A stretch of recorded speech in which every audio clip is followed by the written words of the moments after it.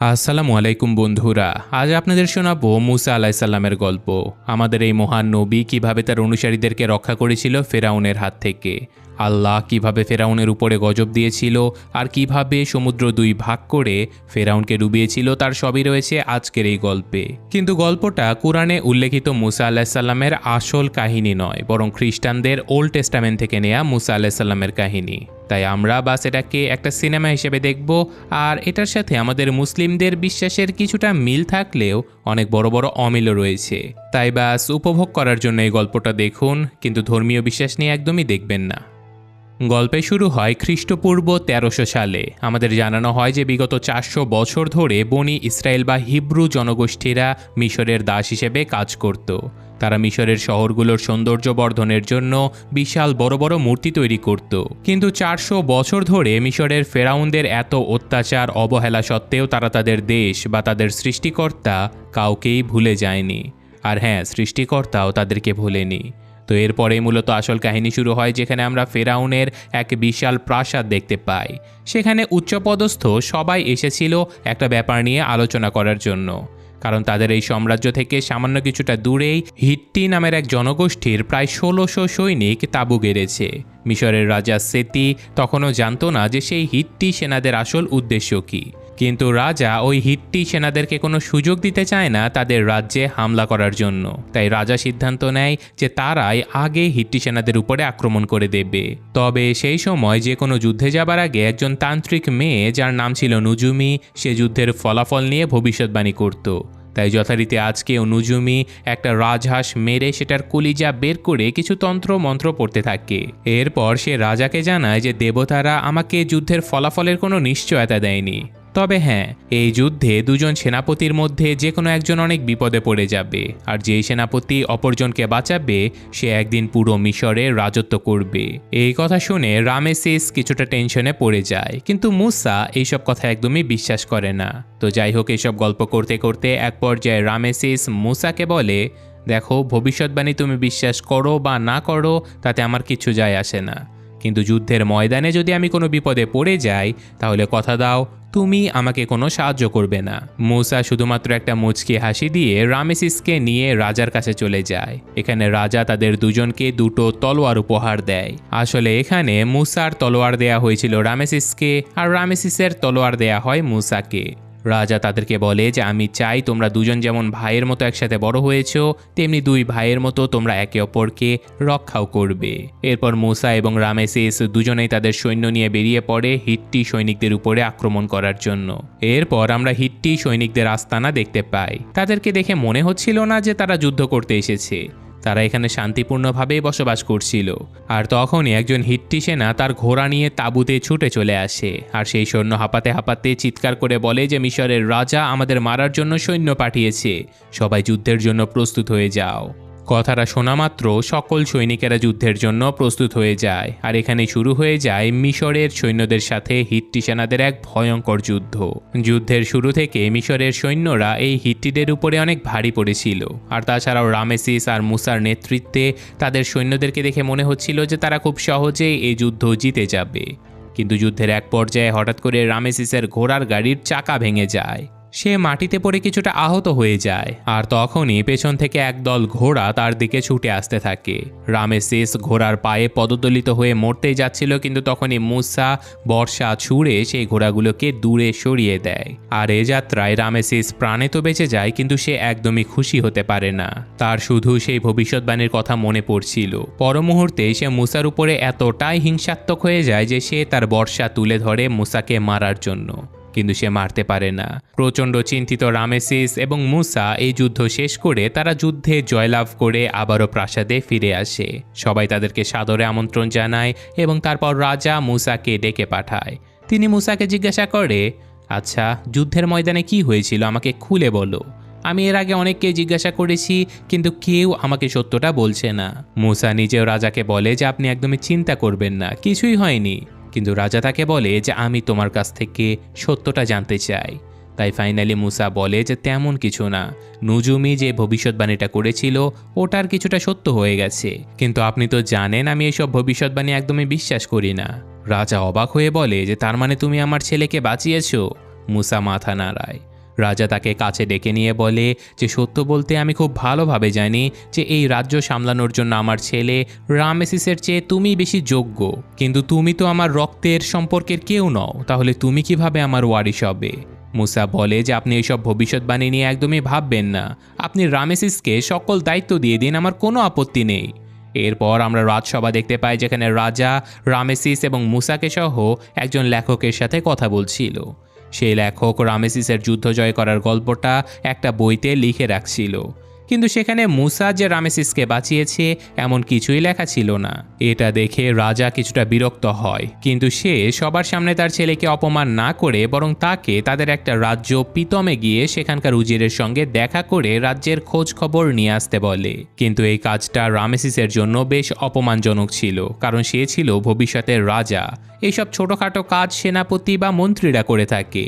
তাই সে বিব্রত হয়ে রাতের বেলা তার পোষা সাপগুলো নিয়ে হতাশ হয়ে বসেছিল, আর তখনই সেখানে মুসা চলে আসে। সে তাকে বলে যে তোমার পিতমে যেতে হবে না, আমি সেখানে যাব, যা খোঁজ খবর নিতে হয় আমি নিয়ে আসব। আর হ্যাঁ, তুমি ওই ভবিষ্যৎবাণীটা ভুলে যাও, আমি নিজেই চাই তুমি মিশরের রাজা হও। এটা বলে মুসা রওনা দেয় পিতম শহরের উদ্দেশ্যে, যেখানে লাখ লাখ বনি ইসরায়েলিদেরকে গোলাম বানিয়ে নির্মমভাবে বিভিন্ন কাজ করিয়ে নেওয়া হতো, যেমন বিশাল বিশাল পাথর টেনে নেওয়া, বড় বড় মূর্তি তৈরি করা, আর রাজ্যের সকল ছোট কাজগুলো তো আছেই। এমনকি মুসা পিতম শহরে ঢোকার সাথে সাথে ভয়ঙ্কর দুর্গন্ধ পেতে থাকে। সেটা আসলে হাজার হাজার দাসদের মৃতদেহের পচনের দুর্গন্ধ ছিল। তো যাই হোক, এইসব কিছু দেখে মুসা চলে যায় এই রাজ্যের উজিরের সঙ্গে দেখা করতে। উজির এখানে বেশ আরাম আয়েশ করে বসবাস করত, কিন্তু উজির আজকে মুসার কাছে অভিযোগ জানায় যে আমার এখানকার গোলামের সংখ্যা দিনকে দিন বেড়েই যাচ্ছে, সন্তান জন্ম দেয়া যেন ওদের কাছে ছেলে খেলা হয়ে গেছে। মুসা বলে যে এটা তো ভালো খবর, গোলামের সংখ্যা বাড়ছে, তাহলে তুমি চিন্তা কেন করছো? উজির বলে যে যখন ওই গোলামেরা আমার মৃত্যু কামনা করে তখন এটা চিন্তার বিষয় হবেই মহামান্য। এই গোলামদের নিয়ন্ত্রণে রাখতে হলে আমাকে অতিরিক্ত সৈন্য দান করুন, নয়তো অনুমতি দিন আমি এদের অর্ধেককে মেরে ফেলি। আর যদি এইসব কিছু না করা হয় তাহলে এই গোলামেরা একদিন আমার বিরুদ্ধে বিদ্রোহ করে আমাকেই মেরে ফেলবে।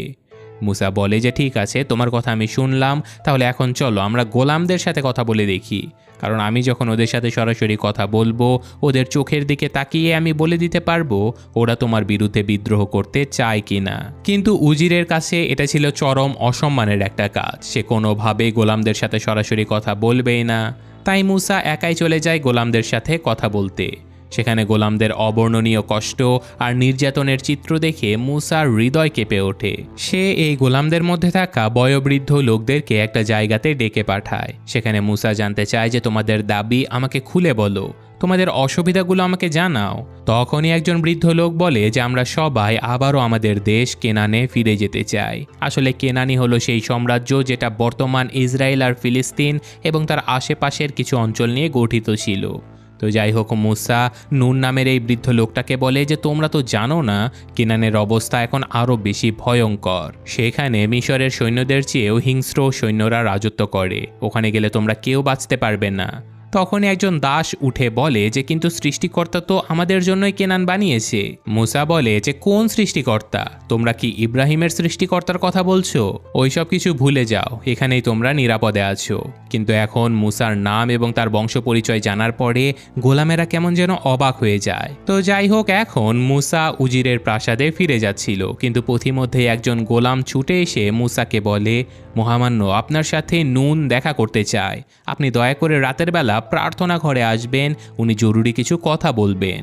এইসব কথা শুনে মুসা উজিরের প্রাসাদে ফিরে চলে যায়। মুসা আগে থেকেই গোলামদের উপরে অত্যাচারের দৃশ্য দেখে উজিরের উপরে প্রচণ্ড রেগেছিল। তাই সে বলে তুমি এখানে এমন রাজকীয়ভাবে বসবাস করে সাম্রাজ্যের অর্থ অপচয় করছো, সেটা কি আমাদের রাজা জানে? উজির বলে যে আমি গোলামদের যেভাবে নিয়ন্ত্রণ করি তার জন্য আমার তো একটু আরাম আর বিশ্রামের দরকার আছে। মুসা বলে যে তুমি বিশ্রাম নাও, তুমি আরাম করো, কিন্তু বাদশাদের মতো বসবাস করা বন্ধ করো, কারণ তুমি কোনো বাদশা নও। কথাটা বলে মুসা বেরিয়ে পড়ে নুনের সঙ্গে দেখা করতে, কিন্তু উজির মুসার এইসব কথা শুনে বেশ অপমানিত হয়। সে মনে মনে প্রতিশোধ নেবার পরিকল্পনা করে। এদিকে মুসা খুঁজতে খুঁজতে নুনের ছোট্ট ঘরে পৌঁছে যায়। সেখানে মুসা নুনকে জিজ্ঞাসা করে যা বলার জলদি বলো, আমার চলে যেতে হবে। নুন তাকে বলে যে তোমার কি মনে হয় তুমি পিতম শহরে কেন এসেছো? এটা কি শুধুই একটা কাকতালীয় ব্যাপার? মুসা বলে যে কি বলতে চাও সেটা সরাসরি খুলে বলো। নুন বলে যে তুমি কি জানো তোমার বাবার নাম কি? আমি জানি তুমি তোমার বাবার নাম জানো না। তুমি শুধু এটুকু জানো যে তোমার বাবা ফেরাউনের সৈন্যদলের একজন সেনাপতি ছিল। কিন্তু এটা একটা বিশাল মিথ্যে কথা, কারণ তোমার বাবা কোনো সেনাপতি ছিলই না। তুমি এক হিব্রু তথা বনি ইসরায়েলি বংশে জন্মগ্রহণ করেছিলে। কথাগুলো শুনে মুসা বেশ রেগে যায়। সে এখান থেকে চলে যেতে চাচ্ছিল, কিন্তু নুন অনুরোধ করে বলতে থাকে যে আজকে তুমি যদি এখান থেকে চলে যাও তাহলে একদিন আবারও এখানে আসতে হবে এই সত্যটা জানার জন্য। তাই দয়া করে সত্যটা শুনে যাও। মুসা তার কথা শুনতে রাজি হয়ে যায়, কিন্তু বিনিময়ে সে এই ঘরের ভেতর থেকে সবাইকে বাইরে বের করে দেয়। এরপর নুন তাকে বলে যে তুমি যেই বছরে জন্মগ্রহণ করেছিলে সেই বছর একটা ভবিষ্যৎবাণী হয়েছিল যে বনি ইসরায়েল গোষ্ঠীর মাঝে এমন একজন ছেলের জন্ম হবে, সে হবে সৃষ্টিকর্তার পক্ষ থেকে পাঠানো বনি ইসরায়েল গোষ্ঠীর জন্য একজন নবী, আর তার হাতেই ধ্বংস হবে মিশরের এই অত্যাচারী শাসন আর মুক্ত হবে সকল বনি ইসরায়েলিরা। এই কথাগুলো আবার ঘরের বাইরে থেকে দুজন গোলাম খুবই মনোযোগ দিয়ে শুনছিল।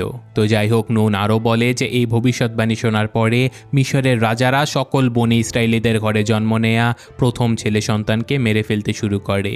পরিস্থিতি খারাপ দেখে তোমার বাবা মা তোমাকে বাঁচানোর জন্য একটা ঝুড়িতে তুলে তোমার বোন মরিয়মের হাতে তুলে দেয়। আর মরিয়ম খুব ভালোভাবে জানতো যে ফেরাউনের কন্যা বিথিয়া কখন নদীতে গোসল করতে আসে, আর ঠিক সেই সময় তোমার বোন তোমাকে নদীতে ভাসিয়ে দেয়। ঝুড়িতে তোমাকে দেখে বিথিয়া কিছু না বুঝেই তোমাকে উদ্ধার করে এবং তোমার বোনকে তোমার দেখাশোনা করার জন্য প্রাসাদে নিয়ে যায়। সে তোমাকে অনেক ভালোবেসে লালন পালন করতে থাকে, কিন্তু তারা কেউ জানে না যে তুমি নিজেই একজন বনি ইসরায়েলি বংশের লোক। সৃষ্টিকর্তা তোমাকে ওদের রাজ্যে ওদের প্রাসাদেই বড় করেছে ওদেরকেই ধ্বংস করার জন্য।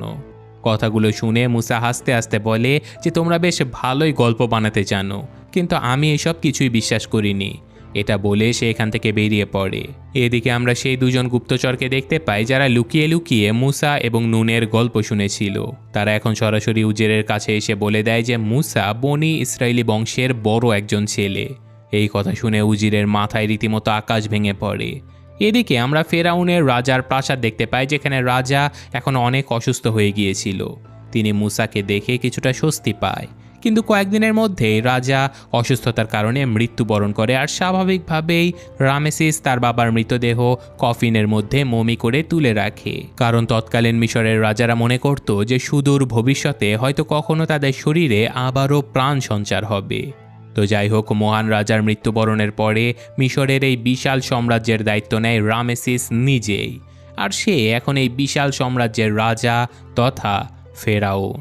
কিন্তু পরদিন রামেসিস যখন নিজের সাম্রাজ্যের মান সম্মান আরও বৃদ্ধি করার জন্য কিছু বড় বড় মূর্তি তৈরি করার সিদ্ধান্ত নিচ্ছিল, তখনই তার সাথে দেখা করতে চলে আসে পিতম রাজ্যের উজির। সে প্রাসাদে ঢুকে রামেসিসকে বলে যে মহামান্য ফেরাউন, আমি আপনার সঙ্গে খুবই গুরুত্বপূর্ণ একটা কথা বলতে চাই, কিন্তু তার আগে এই ঘরে থাকা সবাইকে বাইরে যেতে হবে। কথাটা শুনে মুসা বলে যে তুমি আমাকে হুকুম করতে পারবে না, আমি রামেসিসের পরামর্শদাতা। কিন্তু রামেসিস উজিরের কথা শোনার জন্য মুসা সহ সবাইকে বাইরে বের হবার আদেশ দেয়। মুসা রেগেমেগে বাইরে চলে গেলে উজির রামেসিসকে মুসার বংশ পরিচয় সম্পর্কে সবকিছু জানিয়ে দেয়। আর এখন রাতের বেলা রামেসিস যখন খাবার খাচ্ছিল, তখন মুসা তার সামনে আসলে রামেসিস তাকে বলে, জানো, আজকে উজির আমাকে বলছিল সে নাকি গোপন সূত্র থেকে একটা খবর পেয়েছে তুমি নাকি একজন বনি ইসরায়েলি, তোমার জন্ম নাকি ওই সব গোলামদের গোষ্ঠীতে হয়েছে। এটা বলে রামেসিস নিজেই হাসতে থাকে, কারণ তার কাছেও এই সব কিছু একটা গল্প মনে হচ্ছিল। কিন্তু হঠাৎ করেই সে মুসাকে বলে, কিন্তু যদি এটা কোনো গল্প না হয়, যদি এটা সত্যি হয়, তখন রামেসিস সকল সত্যি জানার জন্য তার বোন বিথিয়াকে ডেকে পাঠায়। সে জিজ্ঞাসা করে, তুমি মুসাকে কোথায় পেয়েছিলে? বিথিয়া চিৎকার করে বলে যে তুমি কি তাহলে ওই উজিরের কথায় আমাকে প্রশ্ন করছো? আজকে বাবা বেঁচে থাকলে উনি ওই উজিরকে ফাঁসি দিয়ে দিত। বিথিয়া কিছুই বলছিল না, তাই রামেসিস মারিয়ামকে ডেকে পাঠায়। সে তাকে জিজ্ঞাসা করে যে তুমি মুসাকে কিভাবে চেনো? মরিয়ম হাসতে হাসতে বলে যে তুমি কি পাগল হয়ে গেছো? তুমি জানো না আমি তোমাদের দুজনকে আদর যত্নে লালন পালন করেছি। রামেসিস বলে যে তাহলে তুমি মুসার আপন বোন বা বনি ইসরায়েলি গোষ্ঠীর কেউ নও। মরিয়ম সোজা বলে দেয় যে না, মুসা আমার আপন ভাই নয়। এই কথা শুনে রামেসিস প্রচণ্ড রেগে যায়। সে মরিয়মের হাতের সামনে তলোয়ার ধরে বলে যে তুমি যদি এক্ষুনি সত্যিটা না বলো তাহলে তোমার হাত কেটে ফেলবো। এই কথা শুনে মুসা এগিয়ে এসে বলে যে অনেক হয়েছে রামেসিস, এইসব কথা আর বেশি বাড়িও না। রামেসিস রেগে গিয়ে বলে যে যদি বাড়াই তাহলে তুমি কি করবে, আমাকে সত্য জানতেই হবে। সে আবারও মরিয়মকে জিজ্ঞাসা করে, আর এবারও মরিয়ম অস্বীকার করে, তাই সে তার হাতে একটা কোপ দিয়েও দেয়। কিন্তু মুসা শেষ মুহূর্তে মরিয়মকে বাঁচিয়ে নেয়, আর ফেরাউনের সাথে বিদ্রোহ করার অপরাধে মুসাকে জেলে ঢুকিয়ে দেয়া হয়। সেদিন রাতে রামেসিসের মা তার কাছে এসে বলে যে তোমার কাছে যথেষ্ট কারণ ছিল মুসাকে মেরে ফেলার, তাহলে তুমি কেন ওকে ছেড়ে দিলে? রামেসিস তার মাকে বোঝায় যে দেখো মা, আমি মুসাকে খুবই ভালোভাবে চিনি, ও ব্যাস মরিয়মের হাত বাঁচানোর জন্য আমার সাথে বিদ্রোহ করেছে, নয়তো ও নিজেও এইসব গল্প কাহিনীতে বিশ্বাস করে না, আর আমিও করতে চাই না। তবে রামেসিস কোনো রিস্ক নিতে চায়নি, তাই সে পরদিনই মুসাকে মিশর থেকে বের করে দেয়। মুসাকে বিদায় জানানোর জন্য তার পালিত মা বিথিয়া এবং বোন মরিয়ম মিশরের সীমান্ত অবধি চলে আসে। এখানেই বিথিয়া প্রথমবারের মতো আসল সত্য মুসাকে জানায় যে হ্যাঁ, আমি তোমাকে নদী থেকে কুড়িয়ে পেয়েছিলাম, আর মরিয়ম তোমার আপন বোন। তবে আমরা কখনোই এসব কথা রাজা বা রামেসিসকে বলিনি, কারণ আমি চাইনি তোমার কোনো ক্ষতি হোক। মুসা এইসব কথা শুনেও বিশ্বাস করতে চাচ্ছিল না। তখনই মরিয়ম তাকে বলে যে আমি তোমাকে ঝুড়িতে রেখে ভাসিয়ে দিয়েছিলাম। ছোটবেলাতে আমার মা তোমার হাতে একটা শেকড় বেঁধে দিয়েছিল, ওটা আমার কাছে এখনও আছে। অবশেষে মুসা বিশ্বাস করে যে হ্যাঁ, সে একজন বনি ইসরায়েলি গোষ্ঠীর লোক ছিল, কিন্তু এখন তাকে তার পালিত মা এবং আপন বোন সবাইকে ত্যাগ করে এই দেশ ছেড়ে চলে যেতে হবে। তাই সে শুধুমাত্র একটা ঘোড়া নিয়ে এই বিশাল মরুভূমি পার হবার জন্য বেরিয়ে পড়ে। মুসা এই তপ্ত রোদের ভেতরে খাবার এবং পানির অভাবে অনেক কষ্ট পাচ্ছিল, কিন্তু তবুও সে দ্রুত এই মরুভূমি পেরিয়ে লোকালয়ের খোঁজে এগিয়ে যাচ্ছিল। ঝড় তুফান পেরিয়ে অনেক কষ্টে সে কিছুটা এগোতে পারলেও এক পর্যায়ে তার ঘোড়া খাবার এবং পানির অভাবে মরুভূমির মাঝে মৃত্যুবরণ করে। এই অবস্থাতে মুসা আর এগোতে পারে না। সে মরুভূমির মাঝে শুয়ে শুয়ে মৃত্যুর জন্য অপেক্ষা করতে থাকে, কিন্তু তখনই দুজন গুপ্ত ঘাতক এসে মুসার উপরে হামলা করে দেয়। আসলে রামেসিসের মা এদেরকে পাঠিয়েছিল মুসাকে চিরতরে শেষ করে দিতে, কিন্তু মুসা অনেক ক্লান্ত হওয়া সত্ত্বেও সে একাই এই দুজন ঘাতককে মেরে ফেলে, কারণ তার কাছে মিশরের রাজার দেয়া সেই অসাধারণ তলোয়ারটা ছিল। তো যাই হোক, এখন মুসা ওই দুজন ঘাতকের দুটো ঘোড়া পেয়ে যায়। সে ঘোড়া দুটোকে নিয়ে প্রাণ বাঁচানোর জন্য সামনে এগিয়ে যেতে থাকে, আর সে এই বিশাল মরুভূমি পার করে ফাইনালি রেড সি অর্থাৎ লোহিত সাগরের সবচেয়ে সরু একটা পানিপথ টিরান প্রণালীর সামনে চলে আসে। আর সে তার ঘোড়া দুটোকে নিয়ে এই সরু পানিপথ পেরিয়ে বর্তমানের সৌদি আরব এবং জর্ডানের সীমান্তবর্তী এক অঞ্চল, যার তৎকালীন নাম ছিল মাদিয়ান, সেখানে চলে আসে। এখানে একদল মেয়েরা কুয়া থেকে পানি তুলছিল তাদের ব্যবহারের জন্য, কিন্তু তখনই এলাকার কিছু রাখাল ছেলেরা তাদের ছাগল নিয়ে চলে আসে কুয়ার সামনে। তারা মেয়েদের তোলা সেই পানিগুলো তাদের ছাগলকে দিয়ে খাওয়াতে থাকে। এইসব কিছু দেখে মুসা এগিয়ে এসে নিজের মতো পানি পান করতে থাকে, যা দেখে ওই রাখালেরা মুসাকে তাড়িয়ে দিতেই যাচ্ছিল, কিন্তু তখনই মুসা তার সেই তলোয়ার বের করে, যা দেখে ওই রাখালেরা ওখান থেকে চলে যায়, আর মুসা মেয়েদেরকে তাদের প্রয়োজনীয় পানি নিয়ে যেতে বলে। এর পরের সিনে আমরা দেখতে পাই যে কুয়া থেকে পানি তুলতে আসা জিপ্পোরা নামের একজন মেয়ে তার বাড়িতে মুসাকে খাবারের জন্য দাওয়াত করেছে। এখানে জিপ্পোরের বাবা মুসাকে অনেক আদর আপ্যায়ন করে। আর পরদিন মুসা যখন জিপ্পোরাকে কাজে সাহায্য করছিল, তখনই সে মুসাকে জিজ্ঞাসা করে, তুমি তো মিশর থেকে এসেছো, শুনেছি ওই দেশ নাকি অনেক সুন্দর, ওখানে কি কি আছে? মুসা বলে যে ওখানে সব রয়েছে, উঁচু উঁচু দালান, বিশাল বিশাল মূর্তি, আর লাখ লাখ গোলাম ও সৈন্যবাহিনী, কিন্তু মিশরের চাইতে মাদিয়ানে অনেক বেশি শান্তি রয়েছে। এইসব কথাবার্তার মধ্য দিয়েই তাদের দুজনের মাঝে বন্ধুত্ব এবং ভালোবাসা তৈরি হয়ে যায়, যা কয়েক মাসের মধ্যে বিয়ে অবধি চলে যায়। তারা দুজন খুশি খুশি একে অপরকে নিজেদের স্বামী স্ত্রী হিসেবে কবুল করে নেয়। কিন্তু এদিকে আমরা মিশরে রামেসিসকে দেখতে পাই, যে কিনা পুরো দমে তার রাজ্য পরিচালনা করছিল। সে তার গোলামদেরকে দিয়ে নিজের বিশাল বড় একটা মূর্তিও বানিয়েছিল, শুধুমাত্র তার রাজ্যকে মহান প্রমাণ করার জন্য। আর এভাবে প্রায় 12 বছর কেটে যায়। মুসা এখন 2 সন্তানের বাবা। সে একদিন তার ছেলের সাথে যখন খেলছিল, তখনই তার ছেলে মুসাকে বলে, বাবা, আমি শুনেছি ওই যে সামনের ওই তুর পাহাড়, ওটাতে নাকি ওঠা নিষেধ, সৃষ্টিকর্তা নাকি ওই পাহাড়ে চড়তে নিষেধ করেছে। মুসা হাসতে হাসতে বলে, এমন কিছুই না, সৃষ্টিকর্তা আমাদের কিছুতেই নিষেধ করেনি। তো যাই হোক, সেদিন বিকেল থেকে আকাশে মেঘ করতে থাকে আর সূর্য ডোবার পর থেকে ভয়ঙ্কর বজ্রপাত সহ ঝড় নেমে আসে। মূসা তার পালিত ছাগলগুলোকে নিয়ে আসার জন্য সেই তুর পাহাড়ে চলে যায়, কিন্তু বৃষ্টির কারণে পাহাড়ের মাটি এতটাই নরম হয়ে গিয়েছিল যে মূসার উপরে হঠাৎ করে পাহাড় ধসে পড়ে মূসা রীতিমতো কাদা মাটির নিচে দেবে গিয়েছিল। তখনই মূসার সামনে কোথা থেকে যেন একটা বাচ্চা ছেলে চলে আসে। মূসা তাকে বলে যে দয়া করো, আমাকে সাহায্য করো। কিন্তু বাচ্চাটা বলে যে আমি তো এখানে সাহায্য করতে আসিনি, তুমি কি নিজে তোমার গোষ্ঠীর লোকদেরকে সাহায্য করেছিলে? তোমার মিশরে ফিরে যাওয়া উচিত, তোমার মানুষেরা তোমার অপেক্ষা করছে, তারা যতক্ষণ তোমাকে না দেখবে ততক্ষণ তারা শান্তি পাবে না। মূসা বলে যে কে তুমি? বাচ্চাটা বলে আমি হলাম। বাস, এরপরে বাচ্চাটা সেখান থেকে গায়েব হয়ে যায়। পরের সিনে আমরা দেখতে পাই মূসাকে উদ্ধার করে আনা হয়েছে। তার পা ভয়ঙ্করভাবে আঘাতপ্রাপ্ত হয়েছিল, সে প্রচণ্ড ভয়ে কাঁপাকাঁপি করছিল। সে তার স্ত্রীকে বলে যে আমি জানি না ওই বাচ্চাটা কোথা থেকে এসেছে, কিন্তু সে আমাকে মিশরে ফিরে যেতে বলেছে। এটা নিশ্চয়ই সৃষ্টিকর্তার কোনো ইশারা। কিন্তু তার স্ত্রী তাকে বারবার বোঝায় যে পাথরের আঘাতে মূসা অজ্ঞান হয়ে গিয়েছিল। সে নিশ্চয়ই ভুলভাল কিছু দেখেছে, কারণ কোনো বাচ্চা সৃষ্টিকর্তা হতেই পারে না। এভাবে ভয়ে ভয়ে বেশ কয়েকদিন কেটে যায়। আর মূসা যখন সব কিছু ভুলে স্বাভাবিক হয়ে গিয়েছিল, তখনই একদিন রাতে মূসা তার ঘরের সামনে আবার ওই বাচ্চাটাকে দেখতে পায়, যে কিনা হাসতে হাসতে বলে কি ব্যাপার, তুমি নিজের মানুষদেরকে এভাবে ভুলে গেলে?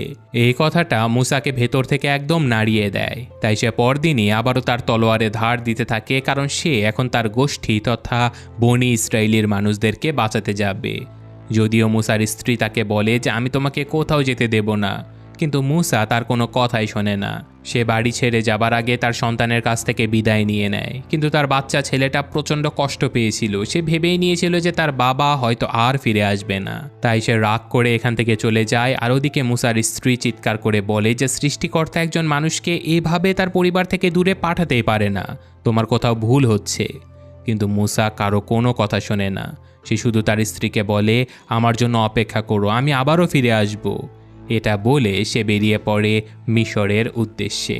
বিশাল মরুভূমি, সাগর, পাহাড় সবকিছু পাড়ি দিয়ে মূসা পৌঁছে যায় পিতম শহরে। এই শহরের অবস্থা আগের চেয়ে অনেক বেশি খারাপ হয়ে গেছে, কারণ এই খনিতে কাজ করা প্রত্যেকটা গোলামের জীবন জাহান্নাম করে দিয়েছিল এখানকার উজির। তো যাই হোক, মূসা সরাসরি নুন নামের সেই বৃদ্ধ লোকটার সাথে দেখা করতে চলে যায়। নুন তো মূসাকে দেখে ভীষণ খুশি হয়ে যায়, আর সে এখানে মূসার ভাই হারুনের সঙ্গে তার পরিচয় করিয়ে দেয়। হারুন ছিল মূসার ছোট ভাই, আর এখানে হারুন তার ছেলেকে ডেকে বলে যে বাবা, এই দেখো আমার বড় ভাই মূসা, উনি একসময় এই মিশরের রাজকুমার ছিল। তো যাই হোক, মূসার আগমন যেন অদৃশ্যভাবে ফেরাউনের ঘুম কেড়ে নেয়। সে মধ্যরাতে ঘুম থেকে জেগে ওঠে আর তার সন্তানকে দেখে সে চলে যায় ঘোড়াগুলোকে আদর করতে। তখনই হঠাৎ মূসা পেছন থেকে এসে রামেসিসের গলায় তলোয়ার ধরে তাকে বলে, শুনেছি তোমাকে নাকি মহান ফেরাউন বলে ডাকতে হবে। রামেসিস বলে যে মূসা ভাই, তুমি বেঁচে আছো, আমি অনেক খুশি হয়েছি। কিন্তু মূসা বলে আচ্ছা, এই জন্যই আমাকে মারতে গুপ্ত ঘাতক পাঠিয়েছিলে? রামেসিস বলে যে ভাই, আমি কাউকে পাঠাইনি, হয়তো মা পাঠিয়েছিল, উনি তোমাকে মারতে চায়। মূসা বলে যে দেখো, ওনাকে কোনো দোষ দিও না, আমি এখানে তোমার থেকে তোমার রাজত্ব ছিনিয়ে নিতে আসিনি, বা সেই ভবিষ্যৎবাণী সত্য করতে আসিনি যেটাকে তুমি বাঘের মতো ভয় পাও। আমি এখানে এসেছি একটা ন্যায্য দাবি নিয়ে।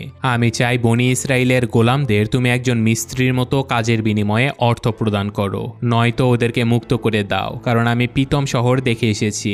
ওখানকার গোলামেরা জন্তু জানোয়ারের থেকেও বেশি কষ্টে রয়েছে।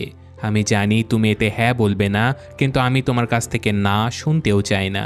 গোলামদেরকে হঠাৎ করে ছেড়ে দিলে ওরা চারিদিকে বিশৃঙ্খলা সৃষ্টি করবে। হঠাৎ করে এত বছর পরে তুমি ফিরে এসে গোলামদের পক্ষ নিয়ে আমার কাছে কেন এলে? মূসা বলে যে সৃষ্টিকর্তা আমাকে এখানে পাঠিয়েছে। এটা বলে সে এখান থেকে চলে যায়। আর এই ঘটনার পরদিনে রামেসিস তার উচ্চপদস্থ কর্মচারীদেরকে নিয়ে একটা জরুরি আলোচনা করতে থাকে। সে সবাইকে বলে যে মূসা ফিরে এসেছে, হয়তো সে পাগল হয়ে গেছে, ওনাকে সৃষ্টিকর্তার দেখা পেয়েছে। আমি চাই না মূসা ভবিষ্যতে আবারও কোনো সমস্যা সৃষ্টি করুক, তাই মূসাকে মেরে ফেলা হোক, আর হ্যাঁ, ওর পরিবারকেও। রামেসিসের আদেশ পাওয়া মাত্র তার সৈন্যরা ছুটে চলে যায় পিতমের সেই খনিতে। সেখানে গিয়ে হাজার হাজার গোলামদের ঘরবাড়ি ভেঙে তাদেরকে জিজ্ঞাসাবাদ করতে থাকে যে মূসা কোথায়। কিন্তু সত্যি বলতে বেশি কেউ জানতোই না মূসার ব্যাপারে। আর তাছাড়াও মুসা তার পরিবার নিয়ে একটা গোপন গর্তে লুকিয়ে পড়েছিল। পুরো এলাকা তন্ন করে খুঁজেও সৈন্যরা মুসার দেখাই পায় না। তাই পরদিন রামেসিস তার সকল গোলামকে ডেকে আনে, আর তারপর সেই গোলামের পুরো পরিবারকে কোনো কারণ ছাড়াই ফাঁসিতে ঝুলিয়ে দেয়। আর সে সবাইকে বলে যে এই লোকগুলো মুসাকে চেনে না, তারা মুসার কোনো আত্মীয় নয়, তবে তারা শুধু বলেছে যে মুসা কোথায় আছে সেটা তারা জানে না। তাই আগামীকালও যদি তোমাদের মাঝে কেউ উত্তর দেয় যে তারা মুসার খবর জানে না, তাহলে তাদেরকেও ফাঁসিতে ঝুলিয়ে দেয়া হবে। এইসব কিছু ভিড়ের মধ্যে দাঁড়িয়ে মুসাও দেখছিল, তাই সে ওই দিন থেকেই তার অনুসারী কয়েকজনকে যুদ্ধবিদ্যা শেখাতে থাকে। সে গোপনে তার এক সৈন্যদল তৈরি করছিল রামেসিসের বিরুদ্ধে যুদ্ধ করার জন্য। কিন্তু ততদিনে আরও বেশ কয়েকটা পরিবারকে রামেসিস ফাঁসি দিয়ে দেয় শুধুমাত্র মুসার ব্যাপারে কোনো তথ্য না দেবার জন্য। এভাবেই বেশ কয়েক সপ্তাহ কেটে যায়, আর মুসা তার তৈরি করা সৈন্যদেরকে বোঝাতে থাকে যে যুদ্ধ সবসময় দুইটা নিয়মে হয়। যদি সৈন্য বেশি থাকে তাহলে সোজা সামনে থেকে আগে আক্রমণ করতে হয়, কিন্তু সৈন্য যদি আমাদের কম থাকে তাহলে পেছন থেকে শত্রুপক্ষের ঘরবাড়ি, তাঁবু, খাবার এইসব কিছু নষ্ট করে দিতে হয়, যাতে করে যুদ্ধ শুরুর আগেই শত্রুদের মনোবল ভেঙে যায়। কিন্তু রামেসিসের সৈন্যদের ক্ষতি করে কোনো লাভ হবে না, আমাদের ক্ষতি করতে হবে মিশরের ধন এবং খাদ্য ভাণ্ডারের। এতে করে মিশরের সাধারণ মানুষের চাপে পড়ে রামেসিস আমাদের কথা মানতে বাধ্য হবে। তো যেই কথা সেই কাজ। সেদিন রাতে মুসা এবং তার সৈন্যরা মিলে শত শত ফসলের ক্ষেত, খাদ্য গুদাম, এমনকি নদীপথে আসতে থাকা খাবারের জাহাজগুলোতে আগুন জ্বালিয়ে ধ্বংস করে দেয়। আর এই সব কিছু রামেসিস তার প্রাসাদে দাঁড়িয়ে সব কিছু স্পষ্ট দেখছিল আর প্রচণ্ড রেগে যাচ্ছিল। সে এক মুহূর্ত দেরি না করে তার সৈন্যদেরকে পাঠিয়ে দেয় পিতমের সেই খনিতে। সেখানে রামেসিসের সৈন্যরা সকল গোলামদের ঘরে আগুন জ্বালিয়ে দেয়। সেদিন রাতে হাজার হাজার বনি ইসরায়েলি তাদের প্রাণ হারায়, আর যারা বেঁচে যায় তারা হারায় বাসস্থান। এদিকে পরদিন সকালে মুসা তার সামনে সেই বাচ্চাটাকে আবারও দেখতে পায়। বাচ্চাটা বলে, তুমি করছোটা কি? এভাবে যুদ্ধে জিততে হলে তোমার তো কয়েক বছর লেগে যাবে, এভাবে করলে হবে না। মুসা বলে যে লাগুক সময়, আমি কয়েক বছর ধৈর্য ধরতে রাজি আছি, কারণ আমরা 400 বছর ধরে গোলামি করছি, তাহলে আর 2-1 বছর বেশি হলে কি যায় আসে। এইসব কথাবার্তা আবার দূর থেকে মুসার এক অনুসারী দেখছিল, তবে সে মুসাকে একা একাই কথা বলতে দেখতে পায়। সে ওই বাচ্চাটাকে একদমই দেখতে পায় না। যাই হোক, সেই বাচ্চাটা বলে যে তোমাকে আর কিছুই করতে হবে না, তুমি ব্যাস এখন দেখো। এই কথা শেষ হতে না হতে নীল নদের চারিদিক থেকে হাজার হাজার বিশাল সাইজের কুমির ছুটে আসতে থাকে। সেই কুমিরগুলো এলো পাথারিভাবে হামলা করে শত শত মানুষ এবং গবাদি পশুকে মেরে ফেলে। মাত্র কয়েকদিনের মধ্যে এই নদে এত মানুষ আর প্রাণী মারা যায় যে নীল নদের পানি সম্পূর্ণ লাল হয়ে যায়। শুধু তাই নয়, রক্তের কারণে পানি দূষিত হয়ে অক্সিজেনের ঘাটতির কারণে নদীতে থাকা সকল মাছ মারা যায়। এই সব কিছু দেখে মিশরের সাধারণ মানুষেরা খুবই অসহায় হয়ে পড়ে। তাই রামেসিস তাদের দেবতাদের পুজো শুরু করে দেয় এইসব বিপদ থেকে বাঁচার জন্য। কিন্তু এইসব কিছু করেও নুজুমি নামের সেই মেয়েটা ভবিষ্যৎবাণী করে যে মনে হয় না এই বিপদ সহজে কাটবে। এদিকে নীল নদের লাল রক্তাক্ত পানি দিয়ে কৃষকেরা চাষাবাদও করতে পারছিল না। ওই পানি জমিতে গেলেই তাদের সব ধরনের ফসল পচে যাচ্ছিল, যার ফলে মাত্র কয়েকদিনের মধ্যে মিশরের অবস্থা ভয়ঙ্কর খারাপ হয়ে যায়। এরপর নদীর পানি পচে যাবার কারণে নদীতে থাকা সকল ব্যাঙ ডাঙায় উঠে আসে। কোটি কোটি ব্যাঙ একসাথে ডাঙায় আসার কারণে মানুষেরা কোনো কাজই করতে পারছিল না। এবার তো সেই ব্যাঙগুলো প্রাসাদের ভেতরেও ঢুকে পড়ে। কিন্তু আজাব এখনও শেষ হয়নি, কারণ কয়েকদিনের মধ্যেই পানি না পেয়ে সেই ব্যাঙগুলো মরতে থাকে, আর সেগুলো পচে গলে উৎপত্তি হয় কোটি কোটি মাছির। মাছির উপদ্রব এতটাই বেশি ছিল যে মানুষেরা কোনোভাবে মাছি থেকে বাঁচতেই পারছিল না। আর যেসব মানুষের শরীরে কোনো ক্ষত ছিল তাদের তো মাছি রীতিমতো জীবন্ত খেয়ে ফেলেছিল। আর এই ক্ষতওয়ালা মানুষদের কাছ থেকে জীবাণু মাছির মাধ্যমে রাজ্যের সবার মাঝে ছড়িয়ে পড়ে। এমনকি রামেসিস এবং তার স্ত্রীও ভয়ঙ্কর এক চর্মরোগে আক্রান্ত হয়ে যায়। এদিকে এইসবের মাঝে মুসা একটা ঘোড়ার গায়ে লিখে দেয় যে এইসব আজাব সৃষ্টিকর্তা তোমাদের দিচ্ছে, আমাদের এখনই আলোচনা করে সমাধান করতে হবে, নয়তো সৃষ্টিকর্তার আজাব আরও ভয়ঙ্কর হবে। এই কথা শুনে রামেসিস আরও রেগে যায়। সে পরদিনই তার গোলামদেরকে ডেকে জানিয়ে দেয় যে আজ থেকে সকল গোলামকে দ্বিগুণ কাজ করতে হবে, আর তোমাদের ইট বানানোর জন্য বালিও দেয়া হবে না। আমি দেখতে চাই তোমাদের সৃষ্টিকর্তা কিভাবে তোমাদেরকে সাহায্য করে। তাই সেদিন থেকে আবারও হিব্রু দাসদের উপরে অমানসিক নির্যাতন শুরু হয়ে যায়। সেদিন মুসা অনেক হতাশ হয়ে সৃষ্টিকর্তার উদ্দেশ্যে বলে যে হে আমার সৃষ্টিকর্তা, আমি তো তোমার উপরে অনেক ভরসা করেছিলাম, কিন্তু তোমার আযাব তো সবার উপরেই পড়ছে, তুমি শাস্তি কাকে দিতে চাও? এদিকে পরদিন সকালে হঠাৎ করে রামেসিসের ঘোড়াশালের একটা ঘোড়া দম বন্ধ হয়ে মারা যায়। রামেসিস খেয়াল করে যে ঘোড়ার নাক দিয়ে কালো একটা পদার্থ বেরিয়ে আসছে, আর এই ভয়ঙ্কর অসুখ এত দ্রুত ছড়িয়ে পড়ে যে মাত্র কয়েকদিনের মধ্যেই পুরো রাজ্য থেকে সকল গবাদি পশু যেমন গরু, মহিষ, ছাগল, উট সব কিছু মারা যায়। কেউ কিছুই করতে পারে না। রামেসিস তার রাজ্যের সবচেয়ে বড় ডাক্তারকে ডেকে পাঠায়, কিন্তু সেই ডাক্তারের কাছেও এই অদ্ভুত অসুখের কোনো ঔষধ ছিল না। তাই রামেসিস সাথে সাথে তাকে ফাঁসিতে ঝুলিয়ে দেয়। এছাড়াও নুজুমিকে রামেসিস জিজ্ঞাসা করে যে নীল নদের পানি পরিষ্কার হতে কতদিন লাগবে। নুজুমি স্পষ্টভাবে কিছু জানাতে পারেনি বলে রামেসিস নুজুমিকেও ফাঁসিতে ঝুলিয়ে দেয়। কিন্তু সৃষ্টিকর্তার আযাব এখনও শেষ হয়নি, কারণ সেদিন রাতে এক ভয়ঙ্কর টর্নেডো রামেসিসের রাজ্যে আঘাত হানে। বিশাল বড় ঝড় আর বড় বড় শিলাবৃষ্টিতে ভেঙে যায় শত শত মূর্তি, মারা যায় হাজার হাজার মানুষ, কিন্তু তবুও রামেসিস হার মানে না। তাই সৃষ্টিকর্তা এবার মিশরে পাঠায় বিশাল পঙ্গপালের এক ঝাঁক। কোটি কোটি পঙ্গপাল একসাথে হামলা করে মিশরের প্রত্যেকটা গাছের পাতা, সকল ক্ষেতের ফসল খেয়ে ধ্বংস করে ফেলে।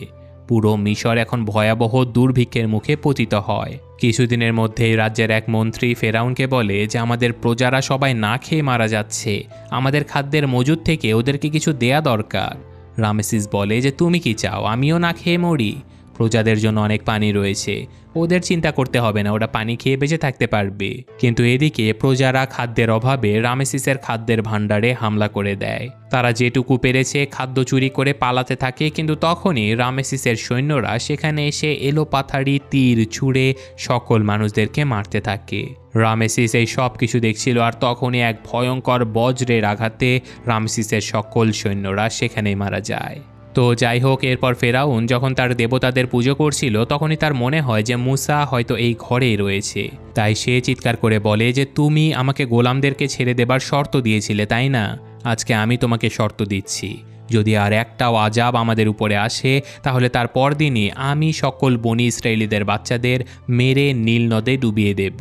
আমাকে তোমার সৃষ্টিকর্তাও থামাতে পারবে না, কারণ আমি নিজেই একজন ঈশ্বর। তো দেখা যাক কার শক্তি বেশি। ফেরাউন এই কথা বলে একটা বিশাল ভুল করে ফেলে, কারণ এরই মাধ্যমে ফেরাউন রীতিমতো সৃষ্টিকর্তার সাথে শিরক করে তাকে চ্যালেঞ্জ ছুড়ে দিয়েছে। তাই সৃষ্টিকর্তার বার্তা নিয়ে আসা সেই বাচ্চাটা আজকে মুসাকে বলে যে অনেক হয়েছে, যতদিন ফেরাউনের সাথে সৈন্যদল রয়েছে ততদিন এরা হার মানবে না। তাই ফেরাউনের সাথে এখন আরও খারাপ কিছু ঘটবে, ওকে হাঁটু গেড়ে আমার কাছে ভিক্ষে চাইতে হবে, নয়তো ওদের গোষ্ঠীর কোনো বাচ্চাই বাঁচবে না। এই কথা শুনে মুসা অনেক ভয় পেয়ে যায়। সে এতগুলো বাচ্চাকে মরতে দিতে চায় না, তাই সে ছুটে চলে যায় রামেসিসের কাছে। সে রামেসিসের কাছে অনুরোধ করে বলে যে ভাই, আজকে সূর্য ডোবার আগেই গোলামদেরকে মুক্ত করে দাও, নয়তো এমন কিছু ঘটবে যা আমরা কেউ আটকাতে পারবো না। রামেসিস বলে যে না, আমি গোলামদেরকে মুক্ত করব না, তোমার যা ইচ্ছে করো। তাই মুসা হতাশ হয়ে বলে যে ঠিক আছে, তাহলে আজ রাতে অন্তত তোমার বাচ্চার খেয়াল রেখো। রামেসিস চিন্তিত হয়ে জিজ্ঞাসা করে কিন্তু কেন? মুসা কিছু না বলেই সেখান থেকে চলে আসে। এরপর সে নিজেদের আস্তানায় ফিরে তার অনুসারী সবাইকে বলে দেয় যে আজকে রাতে একটা ছাগল অথবা ভেড়া কোরবানি দাও, আর সেটার রক্ত তোমাদের দরজাতে লাগিয়ে রাখো। সৃষ্টিকর্তা এর কারণে অন্তত আমাদেরকে রক্ষা করতে পারে। কথাটা শোনার সাথে সাথে বনি ইসরায়েলি সবাই তাদের পালিত ছাগল কোরবানি দিয়ে তাদের দরজা রক্তাক্ত লাল করে ফেলে। আর এদিকে ততক্ষণে রাত হয়ে গিয়েছিল। ফেরাউন তার ঘর আলোকিত করার জন্য চারিদিকে মশাল জ্বালাতে থাকে, আর মুসা প্রচণ্ড চিন্তায় আসমানের দিকে তাকিয়ে থাকে। তখনই হঠাৎ করে পুরো মিশর অন্ধকারে ছেয়ে যেতে থাকে। এক ভয়ঙ্কর কালো ছায়া পুরো মিশরকে গ্রাস করে নিচ্ছিল। সেই কালো ছায়া যেখানেই যাচ্ছিল সেখানকার সকল আগুন নিভে যাচ্ছিল, আর জীবন্ত সকল বাচ্চাদের নিঃশ্বাস বন্ধ হয়ে তারা চোখের পলকেই মারা যাচ্ছিল। আর এভাবেই সেদিন রাতে ফেরাউনের ছোট্ট বাচ্চাটাও মারা যায়। ফেরাউন সেই রাতে চিৎকার করে অঝরে কান্না করতে থাকে। শুধু তাই নয়, পুরো মিশরের প্রত্যেকটা ঘরে কান্নার রোল পড়ে যায়। তো যাই হোক, এখন সকালবেলা ফেরাউন তার ছোট্ট বাচ্চাটার মমি বানিয়ে তার সেনাবাহিনীকে নিয়ে চলে এসেছিল মুসার সঙ্গে দেখা করতে। মুসা এবং তার বাহিনী ভেবেছিল যে আজকে হয়তো কোনো যুদ্ধ হতে চলেছে, কিন্তু ফেরাউন চিৎকার করে মুসাকে বলে যে তোমরা কেমন সৃষ্টিকর্তার ইবাদত করো যে কিনা ছোট ছোট বাচ্চাদেরকে মেরে ফেলে। তখন মুসা বলে যে ভালো করে দেখো, একটা বনি ইসরায়েলিদের বাচ্চাও কিন্তু মারা যায়নি। সৃষ্টিকর্তা শুধু অন্যায়কারীদেরকে শাস্তি দিয়েছে। এই সব কিছু দেখে ফেরাউন আবারও চিৎকার করে বলে যে ঠিক আছে, তোমরা কেনানে যেতে চাও তাই না, চলে যাও, আজকে আমার শহর ছেড়ে সকল লোকদেরকে নিয়ে এখান থেকে চলে যাও। ফেরাউনের কথা শুনে মূসা সাথে সাথে তার অনুসারী প্রায় 4 লাখ গোলামকে সাথে নিয়ে রওনা দেয় কেনান দেশের উদ্দেশ্যে। পথিমধ্যে মিশরের সাধারণ মানুষেরা তাদের অনেক গালিগালাজ এবং ধিক্কার দিচ্ছিল, কিন্তু মূসা বাস চুপচাপ তার অনুসারীদেরকে নিয়ে এই দেশ ছেড়ে চলে যেতে থাকে। এরপর আমরা ফেরাউনকে দেখতে পাই যে কিনা তার সন্তান হারিয়ে প্রচণ্ড কষ্ট তো পাচ্ছিলই, তার উপর আবার তার স্ত্রী সন্তান হারিয়ে পাগল হয়ে গেছে। এই সব কিছু দেখে ফেরাউন সিদ্ধান্ত নেয় যে সে প্রতিশোধ নেবে। তাই সে তার 3 দল সেনাবাহিনীকে নিয়ে বেরিয়ে পড়ে মূসা এবং তার অনুসারীদের উপরে আক্রমণ করার জন্য। কিন্তু এদিকে মূসা তার 4 লক্ষ অনুসারীকে নিয়ে হাঁটতে হাঁটতে এক বিশাল উপত্যকার মাঝে এসে পড়ে। তাদের সামনে এখন 2টো পথ ছিল, তারা সরাসরি রাস্তা দিয়ে যেতে পারত, কিন্তু মূসা সিদ্ধান্ত নেয় যে না, তারা পাহাড়ি রাস্তা দিয়ে যাবে, কারণ তাদের পেছনে ধাওয়া করতে থাকা ফেরাউনের বাহিনী তাহলে অন্তত ঘোড়া নিয়ে এই রাস্তা দিয়ে যেতে কিছুটা বেগ পাবে। এদিকে ফেরাউনের বাহিনী দ্রুত গতিতে ছুটে আসছিল মূসা এবং তার অনুসারীদেরকে চিরতরে ধ্বংস করে দেবার জন্য। কিন্তু মূসার এই পাহাড়ি পথে যাওয়ার সিদ্ধান্তে তার অনেক অনুসারীরা রাজি হয় না, কারণ ওই পথ দিয়ে যাওয়া অনেক কঠিন ছিল। তাছাড়াও মূসা নিজেও বুঝতে পারছিল না যে এই পথ দিয়ে যাওয়া উচিত হবে কি না। তাই সে সৃষ্টিকর্তার কাছে সাহায্য চায়, কিন্তু অদ্ভুতভাবে সৃষ্টিকর্তা তার সাথে কোনো যোগাযোগই করে না। কিন্তু তবুও মূসা সাহস করে তার সকল অনুসারীদেরকে নিয়ে সেই পাহাড়ি পথে বেরিয়ে পড়ে। এদিকে ফেরাউন তার বাহিনী নিয়ে কিছু দূর এগোতেই টের পেয়ে যায় যে মূসা এই পাহাড়ি রাস্তা ধরে উঠে গেছে। তাই সে নিজেও ঘোড়া নিয়ে এই পাহাড়ি রাস্তা পাড়ি দেবার সিদ্ধান্ত নেয়, কিন্তু তার সৈন্যরা এই কথা শুনে অনেক ভয় পেয়ে যায়, কারণ এই পথে ঘোড়া নিয়ে ছুটে চলা অনেক কঠিন। এদিকে মূসা ততক্ষণে তার বিশাল অনুসারীদেরকে নিয়ে লোহিত সাগরের তীরে পৌঁছে গেছে। মূসা এটা দেখে প্রচণ্ড হতাশ হয়ে যায়। সে বুঝতেই পারছিল না যে এই বিশাল সমুদ্র সে এখন পাড়ি কিভাবে দেবে। সে সারা রাত সৃষ্টিকর্তার কাছে প্রার্থনা করতে থাকে, কিন্তু সৃষ্টিকর্তা তাকে সাহায্য করার জন্য কোনো উত্তরই দেয় না। ইতিমধ্যে মূসার কিছু অনুসারীরা মূসার সাথে বিদ্রোহ করার মতো পরিস্থিতিতে চলে গিয়েছিল, কারণ তারা সবাই বুঝতে পেরেছিল যে এই বিশাল সমুদ্র পার হওয়া অসম্ভব। তার মানে পেছন থেকে আসা ফেরাউনের সৈন্যদের হাতে তাদের মৃত্যু নিশ্চিত। নিজের অনুসারীদের এমন কষ্ট দেখে মূসা প্রচণ্ড রাগে কষ্টে তার তলোয়ারটা সমুদ্রের মাঝে ছুঁড়ে ফেলে দেয়, আর সে নিজেও মৃত্যুর জন্য প্রস্তুত হয়ে যায়। সেদিন রাতে বিশাল দলবল নিয়ে মূসা সমুদ্রের পাড়ে ঘুমিয়ে পড়ে, কিন্তু পরদিন সকালে পাখিদের কোলাহলে মূসার ঘুম ভেঙে যায়, আর সে দেখতে পায় গত রাতে সে তার তলোয়ার যেখানে ছুঁড়ে মেরেছিল সমুদ্রের সেই অংশের পানি অনেকটাই কমে গেছে। মূসা সমুদ্রের মাঝে নেমে তার তলোয়ারটা তুলে নিয়ে আসে, আর সে বুঝতে পারে যে সমুদ্রের পানি অদ্ভুত কোনো কারণে ধীরে ধীরে কমে যাচ্ছে।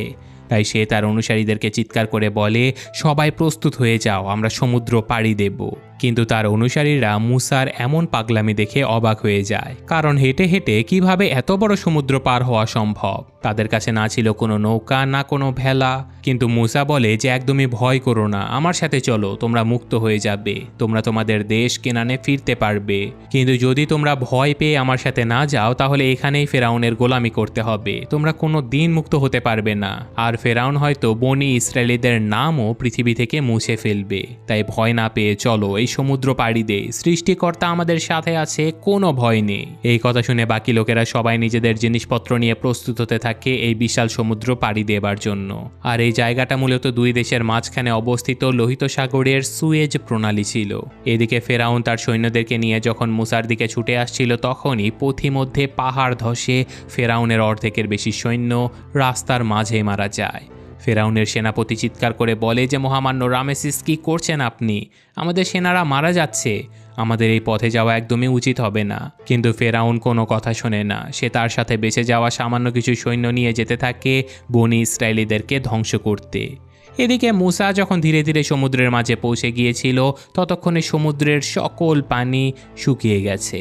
তারা অনায়াসে হেঁটে হেঁটে সমুদ্র পাড়ি দিচ্ছিল, কিন্তু তখনই তাদের পেছনে ফেরাউন এবং তার সৈন্যরা চলে আসে, আর চোখের পলকে ফেরাউন তার সৈন্যদেরকে নিয়ে ছুটে যেতে থাকে বনি ইসরায়েলিদেরকে মেরে ফেলার জন্য। মূসা ও তার অনুসারীরা দৌড়ে এই বিশাল খালি সমুদ্র পার হবার চেষ্টা করতে থাকে, আর ততক্ষণে সমুদ্রের মাঝে বিশাল ভয়ঙ্কর কিছু টর্নেডো শুরু হয়ে যায়। আর ফেরাউনের সৈন্যরা প্রচণ্ড ভয় পেয়ে গেলেও ফেরাউন নির্ভীকভাবে এগিয়ে যেতে থাকে মূসাকে শেষ করে দেবার জন্য। মুসার অনুসারীরা প্রাণ ভয়ে যখন দৌড়াচ্ছিল তখনই তারা খেয়াল করে সমুদ্রে বিশাল সুনামি ছুটে আসছে। সমুদ্রের দুই পাশে পাহাড় সমান ঢেউ দেখে মুসা তার অনুসারীদেরকে আদেশ দেয় যেন তারা দ্রুত সমুদ্র পার হয়ে যায়, কিন্তু সে তাদের সাথে না গিয়ে প্রস্তুত হয়ে যায় ফেরাউনের সাথে লড়াই করতে।